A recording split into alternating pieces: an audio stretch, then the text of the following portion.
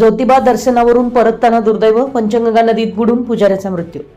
कोल्हापूर जिल्ह्यातील राधानगरी तालुक्यातील दुर्गमानवाड येथील अरुण धोंडीराम गुरव वय 37 या पुजाऱ्याचा शिंगणापूर परिसरातील पंचगंगा नदीत बुडून दुर्दैवी मृत्यू झाल्याची घटना घडली आहे। मिळालेल्या माहितीनुसार अरुण गुरव हे श्री ज्योतिबा देवाचं दर्शन घेऊन आपल्या गावी परत जात असताना शिंगणापूर बंधाऱ्यावर आंघोळीसाठी गेले होते। यावेळी पाण्याचा अंदाज न आल्यानं ते पंचगंगा नदीत बुडाले।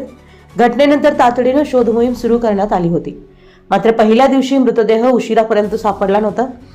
आज शुक्रवारी पुन्हा शोध मोहीम राबवण्यात आली। आपत्ती व्यवस्थापन विभागाच्या पथकानं अथक प्रयत्न करत गळ व बोटीच्या सहाय्यानं अखेर मृतदेह पाण्याबाहेर काढण्यात यश मिळवलं।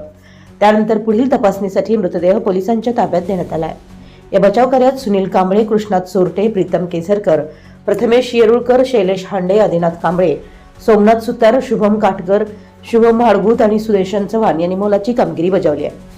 या घटनेमुळे परिसरात हळहळ व्यक्त होत असून जिल्हा प्रशासनाच्या वतीनं शोध कार्य युद्ध पातळीवर राबवण्यात आलंय। नदी, बंधारे किंवा धरण परिसरात जाताना पाण्याची खोली व प्रवाह यांचा अचूक अंदाज घेणं आवश्यक असून नागरिकांनी खबरदारी घ्यावी असं आवाहन प्रशासनाकडून करण्यात आलंय। आपल्या परिसरातील महत्त्वाच्या बातम्या पाहण्यासाठी आमच्या नवसंकेत न्यूज चॅनलला YouTube वर सबस्क्राइब करा आणि बेल आयकॉन प्रेस करा।